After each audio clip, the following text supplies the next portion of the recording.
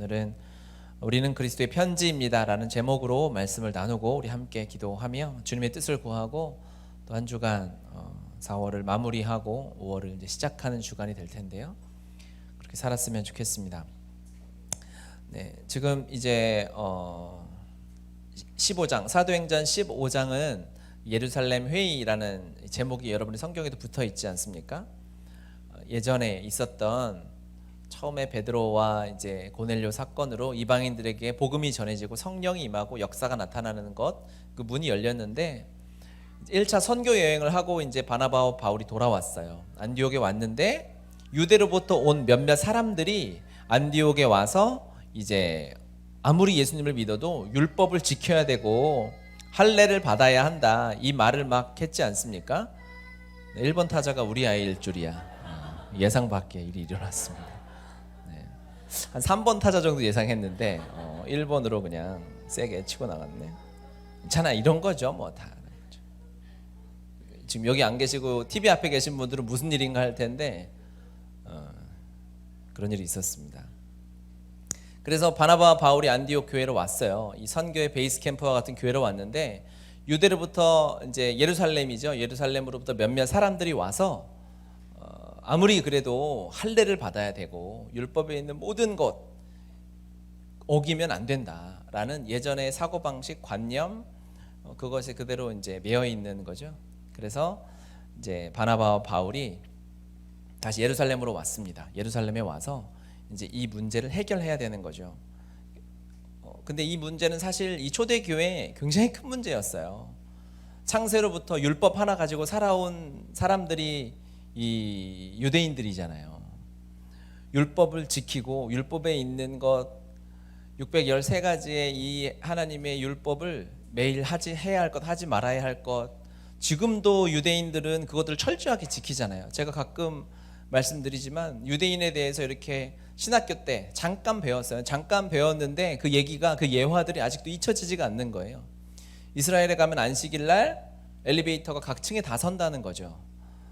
누르는 거에 일이다. 안식일 일하면 안 되니까. 그래서 토요일 날 가면 유대인 사는 아파트에 가면, 그래서 아파트가 층마다 다 서게 돼 있고, 그리고 그러니까 유대인들 근처에 사는 사람들은 안식일 날 긴장하는 거예요. 자기가 일을 못 해요. 등도 못 가는 거예요. 그러니까 어떻게 해야 돼요? 옆집 사람 불러야 되는 거죠. 나는 유대인이라 못 가는데 너는 이방인이니까 이거 어겨도 돼 해가지고, 이게 율법이 하나님 더 사랑하고 말씀을 지켜야 되는데 유대인 근처에 사는 사람들이 긴장할 만큼 괴롭히는 법이 된 거죠. 잘못된 게 너무 많은 거죠. 그런데 이것은 그냥 쉽게 예수님으로 인해서 오케이, 다 끝났구나, 이제 우리가 자유함을 누리는구나, 은혜의 복음이 우리에게 임했구나 라고 해서 이렇게 끝날 수 있는 일이 아니라는 거예요. 2절에 보면, 우리 15장 2절입니다. 바울 및 바나바와 그들 사이에 적지 아니한 다툼과 변론이 일어난지라. 성경에 이렇게 적지 아니한 다툼과 변론이다 하면 굉장히 심한 거죠. 엄청난 다툼과 변론이 있었어요. 7절에도 많은 변론이 있은 후에 라고 합니다. 안디옥에서도 막 다투고 변론하고 말로 그냥 치고받는 일이 막 있었던 거죠. 또 예루살렘에 와서도 지난주에 얘기했잖아요. 베드로가 이 일을 다 듣고 이제 자기가 나섰다고 하지 않았습니까? 많은 변론이 있었어요. 이게 정리가 잘 안 되는 거예요. 이미 기적이 있었고 하나님이 말씀해 주셨고 베드로 사도를 통해서 증거됐음에도 여전히 그 율법에 갇혀 있어서 하나님의 은혜를 누리지 못하게 하는 장벽들이 너무 많이 있는 거예요. 이 율법이 그대로 만약에 아주 기초적인 유대인을 구별하는 이 할례에 대한 것 하나 넘지 못하면 그 뒤에 있는 수많은 것들을 누릴 수가 없거든요. 복음이 전해질 때마다 무조건 이방인들이 다 할례를 받고 그 율법에 따른 대로 제사를 지내고 하면 그렇게 복음이 땅끝까지 전해지는 데는 너무 많은 장애가 있을 수밖에 없는 거죠. 주님이 그것들을 보시고 그대로 하라고 하신 것이 아니라 그것을 뛰어넘는 율법 안에 있는 하나님의 뜻을 발견하고 예수 그리스도의 마음으로 살아가라고 율법의 완성으로 주님이 오셨는데 많은 다툼과 변론이 있어요. 어려운 상황입니다, 교회. 그러니까 환경이 지금 하나님의 일이 막 펼쳐지고 1차 선교가 막 복음이 땅끝으로 막 전해지는 것 같은 역사가 있는데 여전히 혼란스러운 거예요. 우리 삶에도 이런 일들이 많이 있을 수밖에 없죠. 일이 잘 될 때도 마찬가지고요, 잘 안 될 때도 마찬가지고, 내가 지금 이게 맞나? 지금 하나님의 뜻대로 가고 있는 건가? 하나님의 계획과 맞는 삶을 살고 있는가? 라는 고민들, 물음표가 우리의 삶에 있어요. 있을 수밖에 없고요, 사실 매 순간 있습니다. 그게 없으면 그거 안 믿는 사람일 거예요. 여러분 매 순간 있으시죠? 일을 하면서, 내가 직장생활을 하면서도 내가 계속 여기 다녀야 되나 하는 생각 계속 들죠. 부장을 통해서 들을 때도 있고, 그 쪼그라든 월급 봉투를 보면서 들을 때도 있고요. 또 말씀 앞에 서면서 또 하나님의 나를 향한 또 다른 부르심이 있지 않나라는 그런 은혜로운 생각과 부딪힐 때도 있을 것입니다. 이러한 갈등, 고민, 문제들, 내 생각, 내 계획대로 뜻이 펼쳐지지 않을 때, 그때 등장하는 게 누구냐면 이제 야고보예요. 예수님의 동생 야고보. 해결자로 야고보가 등장하죠. 우리가 읽은 것처럼 13절 말을 마침에 야고보가 대답하여 이르되, 예수님의 동생 야고보가 내가 예수님의 동생이니까 내가 정리할 거야가 아니라, 야고보가 이 일을 해결하는 방법이 뭐죠? 16절부터 나와 있는 하나님의 말씀을, 이제 여러분의 성경에도 이렇게 각주가 달려 있잖아요. 밑에 보면 아모스 9장 11절 12절 말씀이 다 돼 있지 않습니까? 이 상황들을 다 보니까 야고보가 보기에 하나님의 성령께서 야고보에게 가르쳐 주신 거예요. 이렇게 이방인에게 성령 임하고 복음이 전해지고 그들이 할례가 아닌 오직 은혜로 하나님의 자녀됨, 예수 그리스도의 제자로 살아갈 수 있는 길이 열렸다는 것이 이미 구약에 예언되어져 있습니다라고 말씀을 딱 제시한 거예요. 그랬더니 이 논쟁이 끝난 거죠. 고민이 있고 앞이 보이지 않고 답답하고 갈등이 되어지고 길을 선택해야 할 때 정답은 언제나 말씀 안에 있는 거예요. 살아온 삶이, 우리의 삶은요, 하나님의 말씀 안에 그대로 다 계획되어져 있어요. 그렇죠? 하나님이 우리 삶을 계획하고 이 땅에 보내셨어요. 너무 다행입니다. 너무 감사한 거예요.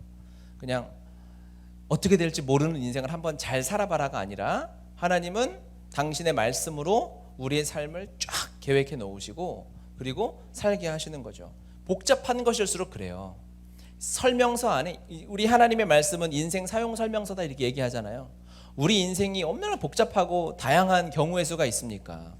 많은 사람을 만나고요, 많은 접촉이 있고요, 수많은 관계 속에서 우리가 살아가잖아요. 이 하나하나의 관계를 어떻게 살아가고 풀어가고 해야 될지, 어디로 가야 하고 무엇을 결정해야 될지, 이 모든 것이 복잡하니까, 인생이 복잡하니까 이렇게 인생 사용 설명서가 조금 두꺼운 거예요.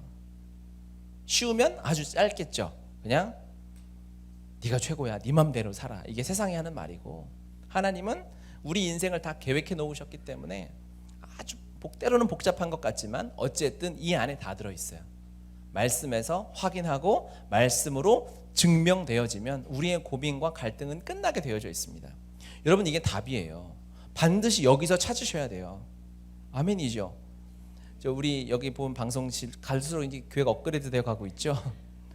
방송실에 보면 이렇게 믹서가 있습니다. 콘솔이 있는데 디지털 믹서라 그래서 저기 한 300만 원이 넘어요. 그래서 저걸로 뭐 방송을 하고, 웬만한 조그만 스튜디오에서는 다 쓸 수 있는 건데 굉장히 복잡해요. 그래서 저나 뭐 우리 판홍 순장이나 윤성 순장은 저 기계 한 1% 정도를 사용하고 있어요. 모르는 게 너무 많아요. 모를 때 어떻게 해야 돼요? 설명서를 찾아봐야 되겠죠. 설명서가 수백 페이지. 아우, 야, 복잡하다 이거. 너무 설명서가 너무 복잡하니까 이거 접고 그냥 내가 한번 해보자. 시간만 엄청 소비하고 답이 안 나는 거죠. 인생이 이와 같습니다, 여러분. 복잡한 것 같지만 결국 말씀 안에 답이 있을 수밖에. 여기서 찾아야 돼요. 하나님이 말씀으로 우리를 지으시고 우리 인생을 계획하시고 설계하셨는데 여기 말고 여기 이 밖에는 답이 없는 거예요. 13절 말을 마침에 야고보가 대답하여 이르되, 형제들아 내 말을 들으라. 하나님이 처음으로 이방인 중에서 자기 이름을 위할 백성을 취하시려고 그들을 돌보신 것을 시므온이 말하였으니 선지자들의 말씀이 이와 일치하도다. 아멘. 지금 하나님의 성령께서 야고보의 눈을 열어주셔서 딱 봤더니, 야, 하나님의 말씀과 하나님의 계획 안에 있어, 일치해, 걱정하지 마, 더 이상 변론한 일이 아니야 라고 이야기하니까 여기서 논쟁이 끝나고 이제 엄청난 선교의 문이 열리는 거 아니겠습니까? 인생이요, 우리가 어차피 인생을 똑같이 살아요. 이제 한 주간 살고 다음 주에 또 만나겠죠. 그럴 텐데 한 주간을 살아가는 마음가짐이 이 말씀으로 달라지는 거예요. 내가 말씀 안에 있구나라는 것을 깨닫고 내 삶에 아멘하여지고 체험하여 알게 되면 한 주를 살아가는 태도가 달라져요. 그 예를 들면 엘리야 이야기를 보면은 그걸 좀 알 수 있어요. 엘리야 아시죠? 모세와 엘리야는 구약을 상징하는 위대한 인물 아니겠습니까? 이 엘리야 하면 딱 떠오르는 게 뭐죠? 갈멜산에서 바알 선지자 450명, 아세라 선지자 400명하고 붙어가지고 이긴 거잖아요. 아시죠? 끄떡끄떡 하세요. 괜찮아요. 말씀 17장, 열왕기상 17장 1절 말씀 보면 보여주세요. 보여주세요. 네. 길르앗에 우거하는 자 중에 디셉 사람 엘리야가 아합에게 말하되 내가 섬기는 이스라엘의 하나님 여호와께서 살아계심을 두고 맹세하노니 내 말이 없으면 수년 동안 비도 이슬도 있지 아니하리라 하니라. 그러니까 이 17장은 하나님이 시작할 때 말씀하세요. 이제 수년 동안, 나중에 알고 봤더니 3년이었어요. 수년 동안 비가 오지 않을 거야 라고 말씀하시고 엘리야가 그 비 가운데서 오직 하나님을 통로로 살아가는 그 장면, 까마귀가 먹이고 과부가 먹여서 살아나는 장면이 이제 17장에 나오고요. 하나님이 말씀하셨어요. 비가 오지 않을 거야 라고 했는데 18장 1절로 가서 보면 많은 날이 지나고 제3년 지났다는 거죠. 여호와의 말씀이 엘리야에게 임하여 이르시되 너는 가서 아합에게 보이라. 아합에게 가라는 거야. 내가 비를 지면에 내리리라. 하나님의 말씀이 딱 임했어요. 3년 동안, 최소 3년 동안 비가 안 오다가 이제 비가 올 거야. 아합에게 말해. 아합은 엘리야를 죽이려고 노심초사 고민하는 왕이었어요. 아주 악한 왕의 대명사죠. 아합에게 가서 이제 비가 올 거야 라고 이야기하는 거예요. 그 가운데 이제 엘리야가 한 선지자 보내가지고 아합에게 얘기를 하죠. 아합에게 얘기하면서 그 전에 바알과 아세라 선지자를 모으고 제단에 해가지고 싹 죽이는 장면이 거기 나오고요. 그리고 나서 이제 850명의 이 거짓 선지자, 가짜 이 우상을 섬기는 자들을 섬멸하고 나서 아합에게 이야기합니다. 아합에게 이제 비가 올 것이니 산에 올라가서 맛있는 것을 드시면서 비 맞을 준비를 하십시오 라고 얘기하니까 아합이 그 말을 엄청 착해졌어요. 엘리야가 얼마나 담대하게 선포를 했는지 850대로 붙을 용기가 어디 있었겠어요.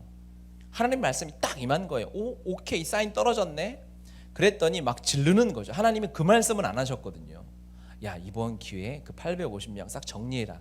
이 말씀은 성경 어디에도 없는데 사인 딱 받고 제가 봤을 때 엘리야가 질렀어요. 이 주최 측이 사인을 딱 받고 오케이, 이거 무조건 이기는 싸움이구나 해가지고 이번 기회에 바알과 아세라 정리 싹 해놓고 그 다음에 아합이 지금 비 올 테니까 산에 올라가서 음식 드십시오 그랬더니 아합이 되게 착하게 그래 알았어. 그래서 산에 올라가서 밥을 먹고 있죠. 그리고 엘리야는 어디로 가냐면 산 꼭대기로 가요. 다 보이는 모든 사람들이 자기의 제자들부터 해서 이 대적들이 다 보이는 갈멜산 꼭대기로 가서 거기서 기도를 시작합니다. 이 기도는 응답이 될까요 안 될까요? 무조건 되죠. 이 엘리야가 쇼하고 있는 거예요. 비는 오게 돼 있어. 하나님 말씀하셨거든요. 그러니까 막 지금 무슨 제갈공명 된 것처럼 막 해가지고 비가 와야 될 텐데 막 인상을 팍팍 쓰면서 기도를 시작하는 거예요. 막 기도를 주여 삼창하고 두 손 들고 멋있게 막 이렇게 기타 치면서 막 기도를 하다가 사환한테 얘기를 한 거죠. 비가 왔냐? 가봐라. 안 왔는데요. 그래? 어차피 올 거거든. 주야 하면서 되게 거룩한 모습 있잖아요.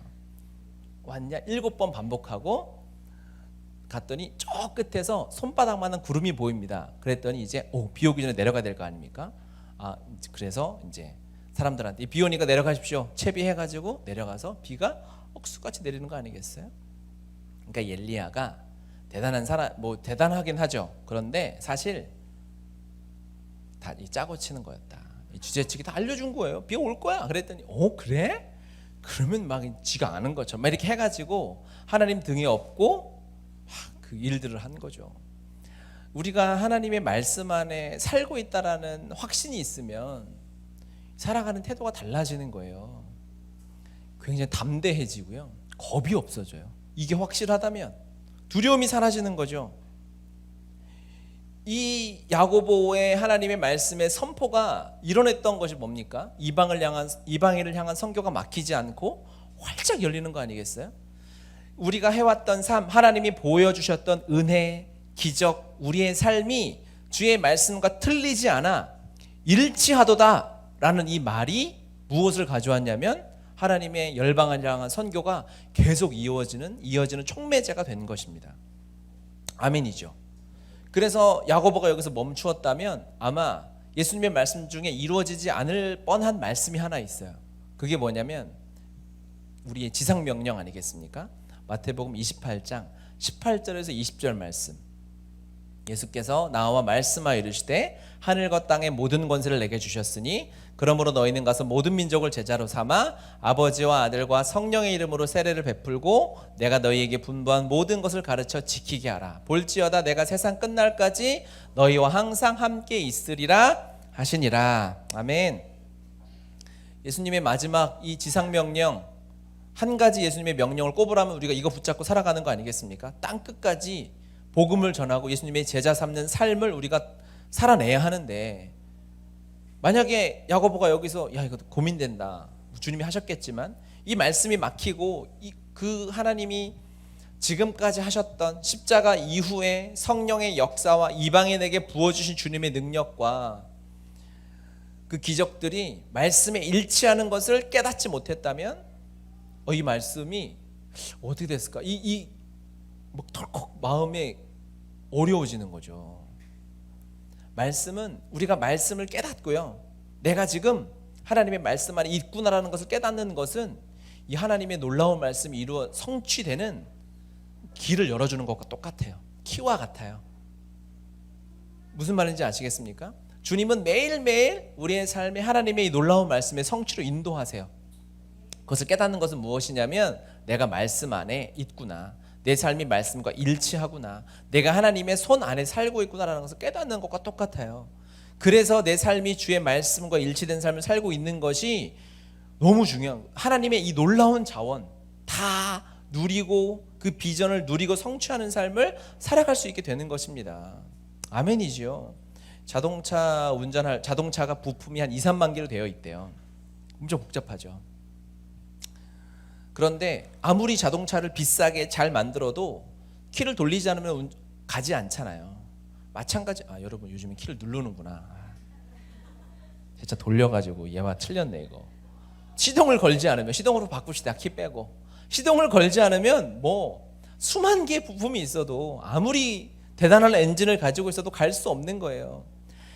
주의 말씀에 내가 일치되어 있는가, 내 삶이 하나님 안에 있는가를 깨닫는 것은요, 이 놀라운 에너지와 자원을 다 내 삶에 누리고 살아가는 방법이 됩니다. 이 말씀에 확신이 없으면요, 삶이 두려워지는 거예요. 중간은 없어요. 말씀 안에 있어서 담대하게 엘리야처럼 지르고 막 누리고 선포하고 외치고 나아가는 삶이 있는 반면, 아니면 반대로 두려운 인생인 거죠. 둘밖에 없어요. 중간은 없어요. 우리가 하나님의 말씀을 누리느냐 누리지 못하느냐는 영광으로 담대하게 매일 승리하는 삶을 사느냐, 아니면 그냥 두려워하거나 세상 사람처럼 똑같이 왜 사는지, 무엇을 위해 달려가는지 알지 못하고 살아가는 것과 똑같은 거예요. 부르심은요, 이 말씀의 확인은 그리스도인의 부르심인데 이것은 우리의 생명줄과 같아요. 이것이 없으면 그리스도인은 무너집니다. 넘어집니다. 아멘이죠. 아멘. 교회를 개척하라 하시고 주님이 말씀을 주셨어요. 개척에 대한 감동을 주셔서 말씀으로 확인을 받아야 되지 않겠습니까? 그게 내가 갈 길을 결정하는 것이 아니라 내 삶이 하나님의 계획 안에 있는지를 확인하는 시간이 되겠죠. 말씀을 구하면서 시간이 흐르면 며칠 기도하는데 주님이 디모데후서 4장 말씀을 주셨어요. 이거 주님이 주신 말씀이 확실하구나. 그 말씀을 한 번 주시고 끝난 게 아니에요. 부르심 한 번 받았으니까 야 됐어, 이제 다 치우고 개척이야, 이렇게 되지 않죠. 사람이 그럴 수 없죠. 제가 그렇게 담대해 보여요? 얼굴만 까맣지 그렇지 않아. 겁이 많아요. 근데 주님이 저를 아시니까 매 순간 매일 말씀으로 확인해 주시고 개척의 길로 가게 하시는 거예요. 그게 없으면 중간에 언젠간 접었겠죠. 아니, 접으려는 고민을 세보진 않았지만 최소한 10,000번 이상을 했을 겁니다. 내가 이거 잘 가는 거 맞나? 고민이 문제가 아니라 답이 어디 있는지를 모르는 게 문제예요. 고민은 항상 해요. 여러분 직장 다니면서 고민 없는 적 있어요? 아무리 대기업 회장도 이거 안 하고 싶을 때 있을걸요? 안 해도 해보고 싶어요. 고민할 필요도 없어요. 돈을 아무리 많이 벌어도 문제는 여러분 똑같습니다. 모든 사람이 고민이 있어요. 우리가 답이 어디 있느냐, 하나님의 말씀 안에 답을 찾고 있느냐 찾지 않느냐가 인생을 살아가는 이 삶의 질을 결정하는 거예요. 내가 여유가 있어서 일과 쉬는 것에 삶의 밸런스를 맞춰가지고 그렇게 사는 것이 삶의 질이 높아지는 것이 아니고요. 세상 사람들은 그걸 뭐라 그러죠? 네? 워라벨 그런 거 몰라요? 얘기해줘야지. 워라벨, 그렇죠. 그런 게 아니라 그렇게 하여서 뭐 내가 일도 하고 쉬기도 하고 취미도 즐기고 사람도 만나고 이래서 삶의 질이 높아지는 게 아니라 주의 말씀 안에 내가 올바로 걸어가고 있구나 깨달으면 달라지는 거죠. 누릴 수 있게 되는 것이고 선포할 수 있게 담대하게 새로운 일을 주님 안에서 경험할 수 있게 되는 줄 믿습니다. 오늘 했던 찬양처럼 진짜 주님의 말씀에 다 거는 삶이어야 돼요. 아침마다 말씀으로 확인하는 삶이어야 합니다. 15장 22절. 그래서 이렇게 야고보가 결론을 딱 냅니다. 결론 내서 오케이, 지금 주의 말씀과 일치한다, 오케이다 라고 해서 이제 편지를 씁니다. 안디옥 교회에 이방인에게 편지를 써서 22절. 이에 사도와 장로와 온 교회가 그 중에서 사람들을 택하여 바울과 바나바와 함께 안디옥으로 보내기를 결정하니 곧 형제 중에 인도자인 바사바라 하는 유다와 실라더라. 이제 바울과 바나바는 다시 안디옥으로 보낼 거죠. 그런데 이제 안디옥에 막 유대에서 몇 명이 와서 막 시끄러웠어요. 할례 문제, 이방인의 문제, 구원의 문제가 막 시끄러우니까 오케이, 결론 났어요. 하나님이 우리 하나님의 말씀 계획 가운데 있다. 결론이 나서 바울과 바나바를 다시 보낼 테고 유다와 실라를 택해서 편지를 써가지고, 회의가 끝났으니까 그때는 뭐 인터넷이나 전화가 없으니까요. 편지로 회의가 잘 끝났습니다. 너희들 하는 일 잘 하고 있습니다. 주님이 이방인 땅에서 안디옥에서 놀랍도록 역사하신 게 그것이 이단이 아니라 주의 말씀에 합당한 일입니다라고 편지를 써서 이제 보내기로 결정한 거예요. 그러면서 23절 그 편지에 붙여 이르되라고 되어 있죠. 이르되 뒤부터가 바로 이제 편지의 내용이에요. 29절까지 편지의 내용인데 내용은 뭐 사실 별게 없어요. 처음에는 이제 유대에서 몇 명이 가서 좀 시끄러웠죠. 그래서 이제 바나바와 바울 그리고 유다와 실라를 우리가 보낼 텐데 중요한 말씀 뭐냐면 25절 보면 사람을 택하여 우리 주 예수 그리스도의 이름을 위하여 생명을 아끼지 아니하는 자인 우리가 사랑하는 바나바와 바울과 함께 너희에게 보내기를 만장일치로 결정하노라 라고 얘기하면서 그 뒤에 이제 중요한 말씀이 따라와야 되는데 중요한 말씀은 별로 없고 29절 우상의 제물과 피와 목매어 죽인 것을 겉과 음행을 멀리할지니라 이에 스스로 삼가면 잘되리라. 이게 핵심 내용이에요. 그러니까 우상에게 바친 제물을 피하고 그러니까 하나님만 섬기고 음행을 피하라 라는 이야기를 짧게 해서 보내요. 이 편지의 핵심 내용은 뒷부분이 아니라 사실은 뭐냐면 이 바울과 바나바인 거예요. 바울과 바나바를 다시 지도자로 파송할 텐데 그들은 예수님 때문에 생명을 아끼지 아니하는 자다라고 하는 거예요. 그랬더니 이 편지가 도착해요. 30절 31절 보면 그들이 작별하고 안디옥에 내려가 무리를 모은 후에 편지를 전하니 읽고 그 위로한 말을 기뻐하더라. 이 편지를 통해서 이제 안디옥에 있는 성도들이 마음에 안심을 하고 괜찮구나. 성령의 올바른 역사구나. 이제 우리가 함께 기뻐하고 하나님 행하실 일들을 즐거워하자라고 누릴 수 있게 된 거예요. 편지의 내용 핵심이 뭐냐면 바나바와 바울이 가는데 바나바 바울과 유다와 실라 편에 편지를 보내는데 편지의 내용은 바나바와 바울은 하나님을 사랑해. 그들은 예수님 위해 죽을 수 있는 자야 라는 게 다인 거예요. 그래서 그렇구나. 주님이 우리 편에 편지를 우리는 그리스도의 편지잖아요. 우편 배달부 아니겠습니까? 주님이 그 내용을 전해주시는데 그 편지의 내용의 핵심이 편지를 전하는 자구나라는 걸 깨달았어요. 바울과 바나바 편에 편지를 보내서 뭐 대단한 이론과 논리와 왜 이방인 할례를 받지 않아도 되는 그런 내용을 쓴 게 아니라 바나바와 바울은 주님을 사랑해 라는 게 편지의 내용의 가장 중심인 거예요. 하나님이 우리에게 예수 그리스도 그 사랑의 편지를 부탁하신 자들 아니겠습니까? 그렇죠? 우리는 그것을 부탁을 받았고 우리는 편지를 전하러 다니는 사람인데 그 편지 내용을 보면 예수님이 어떻고 저쩌고가 아니라 그 편지 내용을 보면 편지를 전달하는 우리가 하나님의 사람이고 주님을 사랑하는 자이고 주를 위해서 모든 것을 내어놓을 수 있는 자라는 거예요. 즉 복음이 무엇이냐? 복음은 여러분이다라는 거죠. 그런 말 하지 않습니까? 그리스도인은 말씀을 통해서 하나님을 보고 세상은 그리스도인을 통해서 하나님을 본다, 이런 말을 하죠. 너무 맞죠? 세상 사람들이 성경을 보면서 하나님을 보겠습니까? 그렇지 않죠. 세상 사람들은 우리를 통해서 하나님을 보게 되어져 있어요. 우리가 복음인 거예요. 부담이 되는 건 알아요. 아는데 분위기상 아멘을 해야지 넘어가죠. 이거를 알 사람들이 왜 아멘을 안 하실까?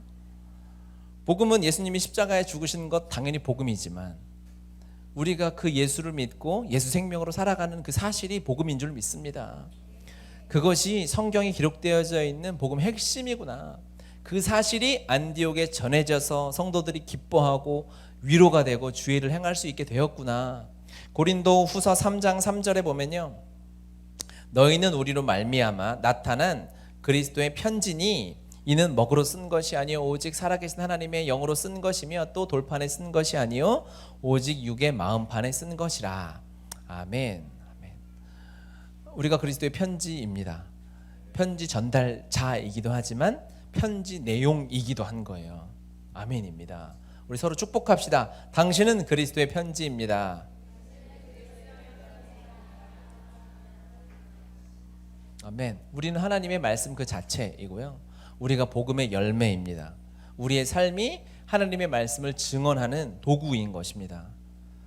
우리가 복음을 전한다라고 한다는 것은 우리가 순모임 교제할 때나 우리 기도할 때도 거기 써놓지 않습니까?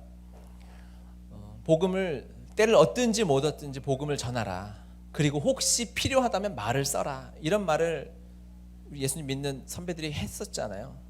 복음은요 말로 전하는 것이라고 생각하지만 그 이전에 이제는 삶으로 전하는 시대예요. 요즘에 이런 사태 이후로 이제 길거리에서 하는 전도들은 더 어려워졌습니다. 그러니까 뭐 예전에는 뭐 부침개도 나눠주고 막 그런 거 많이 했잖아요. 뭐도 나눠주고 했는데 접촉도 잘 안 하는 시대가 됐잖아요. 접촉이 어려운 시대에 그냥 우리가 자판 놓고 뭐 전도지 나눠준다고 그들이 교회 나오고 예수님 믿고 뭐 이런 일을 하긴 해야 되겠지만 더 어려워진 시대가 됐어요. 진짜 복음은 우리가 살아내는 거예요. 예수 생명으로 너무 부담되죠. 전도지 나눠주는 건 쉽습니다. 이것도 어려울 수 있겠지만 살라고 하는 것보다 나눠주고 끝나고 내 방에서 내 마음대로 사는 건 훨씬 쉬운 일이죠. 하지만 진짜 복음은 이제부터, 진짜 교회는 이제부터 시작인 거예요. 우리가 교회답게 살아가는 거죠. 말씀대로 살아가는 것이 그리스도의 편지의 내용인 우리가 살아가는 삶인 줄 믿습니다. 이 바나바 바울이 이게 편지예요. 그러니까 편지 전달자가 아니라 우리가 편지구나, 그 내용이구나 라는 것을 깨달았는데, 왜 바나바 바울이 편지의 내용일 수 있었는가? 편지의 내용인 우리가 갖춰야 될 태도가 있어요. 그거를 같이 나누고 그렇게 마십시다. 12절 15장 12절 온 무리가 가만히 있어 바나바와 바울이 하나님께서 자기들로 말미암아 이방인 중에서 행하신 표적과 기사에 관하여 말하는 것을 듣더니, 이 말씀이 진짜 놀라웠어요. 바나바와 바울이 얘기를 하는데 무슨 예루살렘에 와서 얘기를 한 거 아닙니까? 하나님이 행하신 일들을 1차 전도 여행 때 있었던 얘기를 하는데 뭐라고 하냐면 하나님께서 자기들로 말미암아 행하신 일이래요. 즉 우리말로 하면 뭘까요? 주님이 하셨다는 거죠. 바나바 바울이 얼마나 많은 일을 했습니까? 이 순종 대단했거든요. 복음을 들고 이방인들에게 나가는 것 자체가 이방인도 싫어하고 유대인도 싫어하는 일이었어요. 여러분, 우리가 단기 선교 가면 그래도 세상은 싫어해도 좋아하는 사람들 있잖아요. 최소한 저는 박수 치잖아요. 잘해, 잘하는 거야. 그래, 빨리 짐 싸서 나가세요. 맨날 하잖아요. 그런 사람 하나도 없어요. 그냥 진짜 암흑 같은 개척과 같은 돌파를 해낸 거죠. 구브로에 가서 총독을 전도했고요. 또 비시디아 안디옥에 가서 또 루스드라에 가서 한 번도 걷지 못한 자를 일으키고요. 그러니까 막 사람들이 제우스다 헤르메스다 막 이랬지 않습니까? 이 칭찬과 박수와 얼마나 대단한 사람들이 바울과 바나바 서 있는 집 앞에 제사 드리려고 그랬다니까요. 막 절하려고 그러고, 두 번 절하면 죽은 건 살아있는 사람한테 너무 막 그래가지고 화내고 한 거 아니겠습니까? 이 사람들의 칭찬과 격려와 경외함, 박수, 인기는요, 그냥 여러분 이걸 받아보면 이게 그냥 그냥 주님이 하셨는데 이렇게 넘어갈 수가 없어요. 사람이요, 자기를 인정받는 거, 모든 사람은 인정의 종입니다. 인정받기 위해서 살아가요. 안타깝게도 하나님의 인정이면 충분해야 하는데 이 세상에서 그러기 쉽지 않죠. 바나바 바울이 받은 인정과 칭찬은 대단한 것이었어요. 여러분도 칭찬받은 것은, 저는 막 누가 나를 혼내고 막 뭐라고 하는 건 잘 기억을 못 하는데, 인정받은 것은 기억이 되게 오래 남아요. 제가 초등학교 3학년 때 두 번째 줄에 앉아 있었는데 아주 생생히 기억나요. 자연 시간이었어요. 국민학교여가지고 죄송해요. 자연 시간에 선생님이 앞에서 문제를 내는데 무슨 퀴즈 같은 걸 냈어요. 매번 퀴즈를 3개, 4개 이렇게 막 이렇게 글자 이어서 맞추는 퀴즈 있잖아요. 이런 걸 내는데 제가 잘 맞췄어요. 그랬더니 저한테 그랬어요. 너 과학을 잘한다고. 아직도 20년 전, 30년 전이네요. 죄송해요. 잊혀지지가 않아요. 그래서 저는 그 뒤로부터 내가 수학과학을 잘하는구나라고 혼자 착각하고 살았어요. 그래서 이과를 갔다가 군대 갔다 와서 내가 이거가 아니었구나를 깨닫고 이제 그거를 25년 만에 돌이켰는데, 초등학교 6학년 때 달리기를 하는데 운동회 때였어요. 운동회는 잘하는 애들이 뛰잖아요. 근데 그 운동회는 아주 특이하게 전교생이 다 뛰는 거예요. 그 6학년이 1반부터 10반까지 있다. 그러면 그 반을 한 줄로 쫙 세워가지고 쭉 뛰는 거예요. 키대로. 그러니까 1등이 몇 명이 나오겠어요? 한 반에 50명, 1등 50명 나오겠죠. 제가 그 줄에서 1등을 했네.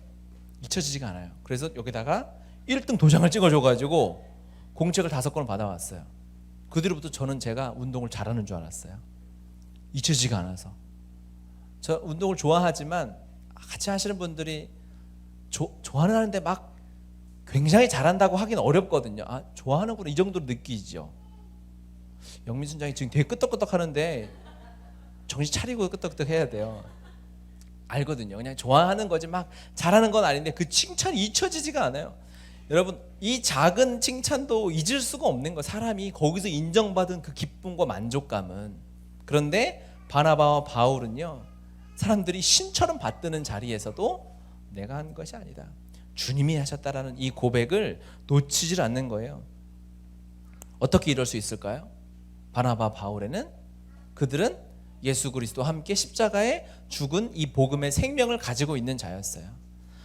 누가복음 9장 23절, 또 무리에게 이르시되 아무든지 나를 따라오려거든 자기를 부인하고 날마다 제 십자가를 지고 나를 따를 것이니라. 아멘. 나 죽은 십자가가 있는 사람은요, 어떠한 것도 내가 했다고 얘기할 수 없습니다. 나의 자랑으로 취할 수 없어요.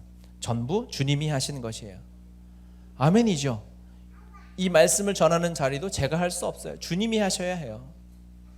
예배 끝나고 나서 저에게 찾아오는 첫 번째 고민은 뭐냐면 다음 주 설교를 어떻게 하지예요. 어떻게? 주님이 하시죠. 주님이 하시는데 제가 뭘 하려고 하면 그래요. 그리고 기도하고 말씀 앞에 서면 결국 주님이 일주일간의 삶을 통해서 전할 말씀을 생각나게 하시고 깨닫게 해주셔서 말씀을 전하게 하시는 거예요. 제가 노력하고 공부해서 가능하겠습니까? 불가능합니다. 그럴 수 없어요. 왜? 나는 날마다 저 죽은 십자가를 지고 가는 인생이거든요. 제가 얼마나 과거에 인정과 칭찬에 사로잡혀 사는 죄인이었는지, 사람들의 박수와 인정에 나만 알고 내 쾌락을 위해서, 나의 만족을 위해 살아갔는지를 저는 알거든요. 그리고 그 옛 자아가 십자가에 죽었음을 저는 제 영의 눈으로 봤거든요. 그리고 그 십자가를 날마다 지고 주님을 따라가는 거예요. 뒤돌아보면 제가 진 십자가에서 시체 썩은 냄새가 펄펄 나요. 아주 돌아보면 치가 떨려요. 그런데 어찌 제가 다시 그 시체가 살았던 삶으로 돌아갈 수 있겠어요? 돌아갈 수 없어요. 이 십자가 지고 가는 사람, 나 죽은 십자가, 여기 말씀을 지었는데 다시 보여줄 수 있을까요? 보여줬어요. 제 십자가가 뭐죠? 자기 십자가입니다. 내 십자가예요. 예수님 죽은 십자가 아니고 나 죽은 십자가를 지고 따라가면 무슨 일을 하든 박수는 내가 받을 수 없어요. 그냥 놀라운 거죠. 행복하긴 해요. 그게 내가 잘해서 행복한 게 아니라 감격스러운 거예요. 어떻게 내가 이러한 박수와 칭찬을 들을 수가 있을까? 불가능한 일인데 딱 누구의 심정이냐면 예수님 종려 주일에 예루살렘 입성하실 때 이 나귀의 심정하고 똑같은 거예요. 나귀가 주님 얻고 가는데 자기 앞에 이 짐승으로 태어나서 카페트를 처음 밟아본 거 아니겠어요? 사람들이 옷을 깔고 종려나무 가지를 흔들면서 찬양하니까 주님이 받으시는 찬양인데 내가 안 들릴 수가 없잖아요. 그렇죠? 이 나귀는 뭘 잘한 거예요? 그냥 세상 말로 재수가 좋은 거죠. 운이 좋은 거죠. 하지만 하나님의 계획 안에 있는 거죠. 말씀으로 보면 하나님의 계획 안에 하나님의 온전하신 사랑을 받고 사는 것밖에 없는데 그 사랑 때문에 우리는 하나님의 놀라운 축복을 누리는 것입니다. 하나님이 엄청난 자유함을 누리며 살아가게 되는 거예요. 말씀 안에 있는 자가 이것을 볼 수 있어요. 여러분 이것을 누리셔야 해요. 말씀 앞에서 매일매일 이것을 확인하셔야 합니다. 하나님의 말씀은요 우리를 그렇게 인도하세요.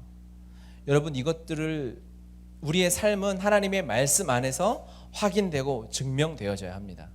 여러분 내일부터 하루를 또 살아가실 텐데 주님의 말씀 안에 있는 삶인 줄 믿으시길 바라요. 주님의 계획 안에 있는 삶입니다. 그러시니까 주님이 허락하는 거예요. 하나님의 계획이 없이는 우리는 눈을 뜰 수 없어요. 주님이 아니고는 우리는 새끼손가락 하나 까딱할 수 없어요. 주님이 허락하심이 없으면 오늘 밤에 감은 이 눈이 내일 아침에 떠지지가 않는 거예요. 그러면 내일 아침에 여러분이 눈을 떴다라고 하면 하나님의 계획이 분명히 있는 것이다. 그러면 말씀 안에서 그 계획을 찾고 말씀과 내가 일치된 삶으로 내가 말씀이구나. 여러분 부담스러워도 아멘 하셔야 돼요. 편지가 난데 편지의 내용이 내 삶이에요. 내 삶으로 내가 하려고 하면 넘어지겠지만 주님이 계획이 있으시니 주님 계획 안에서 하루도 살아보자. 그러면 거기에서 부르심을 발견하고 뜻을 발견하면 삶이 하던 일은 똑같은데 완전히 달라져요. 그냥 똑같이 출근하고 똑같이 애 키우고 똑같이 일하고 사업하는데요. 만약에 아침마다 하나님이 나타나셔서 사랑하는 아들아 네가 오늘 출근하는 그 직장에 보낸 자가 나야. 내 뜻이 있어. 네가 오늘 아이를 키워야 되는데 그 아이가 하나님의 형상이고 특별히 내가 너를 충성되이 여기서 그 아이를 너에게 맡겼어 라고 주님이 친히 음성으로 매일 들려주신다면 태도가 달라지겠죠. 그리고 뒤에 한마디 더 그리고 내가 널 지켜볼 거야 이렇게 하면은 달라지겠죠. 이 말이 여기 다 써 있어요. 그대로. 그렇잖아요. 이거를 우리가 말씀을 그냥 살아있는 것으로 받아들이지 않고 뭐 중연불 정도로 받아들이고 종교의 경전 정도로 받아들이면 그냥 똑같은 거예요. 말씀 안에 있으면 삶의 방향이 달라지고요. 내가 삶을 살아가는 태도가 달라지고요. 우리가 어떠한 삶으로 결정하고 담대하게 나아가는지 이것들이 달라지게 될 줄 믿습니다. 말씀 앞으로 다시 돌아가십시다.